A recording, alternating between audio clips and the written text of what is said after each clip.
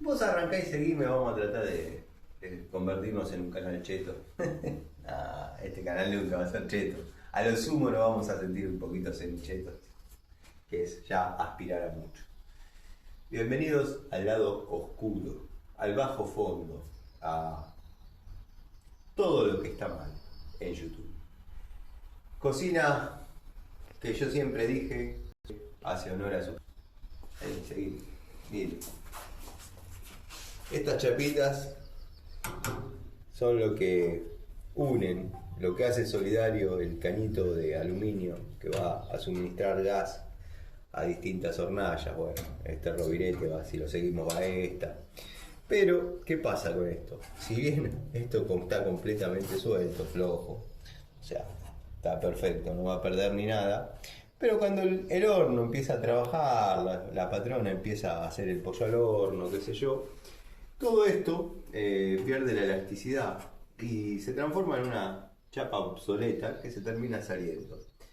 Obviamente esto está armado con un horrincito, en algunos casos trae un horrin, cosa que no me gusta por el tema de la temperatura, en otros viene con un cono que lo clava esta chapita. Al perder la elasticidad dicha chapita, termina aflojándose y perdiendo por todos lados. En una época se conseguían, pero bueno, ya después no se consiguió. Todos terminamos haciendo lo mismo, dado que meter soplete y soldar ahí es complejo por el tema de que se deforman las piezas, es aluminio muy liviano.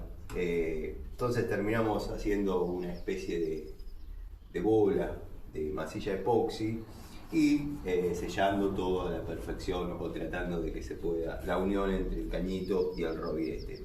Después tenemos una rosca de media macho, como estamos viendo, donde generalmente viene el flexible Dynatécnica, media plástica, con para los que dicen que no les gustan las monturas, cosa que yo coincido, esto está montado a la flauta de roviretes. Esto lo vamos a llamar flauta, o podría ser rampa de roviretes. Está montado mediante un sistema de montura, o sea, un agujerito con dos tornillitos, dos rampas y ahí. O sea que son cocinas para venir a cobrarla bien la instalación o a perder tiempo y plata, dado que cuando la terminemos de instalar, esto, alguna de las hornallas no va a quedar prendida. Todos sabemos que es producto de la termocupla. Yo sinceramente, cuando no hay inspección, porque esta es una cocina orientada al monoambiente, donde obviamente uno cocina y duerme, como podría ser este el caso, ¿no? ¿Para qué? Para que si se desborda la olla del puchero, hay un corte de gas. Nunca se cortó, desde que estamos acá en Argentina no se ha cortado el gas. O sea, se te puede acabar la garrafa, no vas a tener consecuencias, pues no va a volver el gas hasta que la cambies. Pero bueno, me refiero al gas natural. El gas natural no se corta, no es como la luz que se corta, va, vuelve. Pero bueno, ante volcarse el puchero sobre la hornalla, y por ahí decidimos, bueno, mientras se cocina me voy a dormir una siesta, me voy a pegar un baño, queda saliendo gas en hornallas comunes. En estas no, pum, se corta. Lo que pasa que bueno, es Scorial, su nombre lo dice todo. Seguimos probando los destornilladores que ya dije, compra completamente emotiva, no digo que sean malos, ya lo vamos a analizar bien tranquilos en el taller, pero bueno,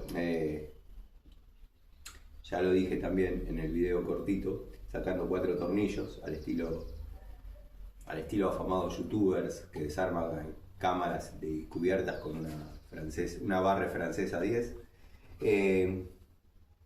Ya lo vamos a describir un poquito en el canal, a contar la historia de esos destornilladores que tanto quería y que perdí. Que bueno, le iba a criticar que el mango de torque sea plástico.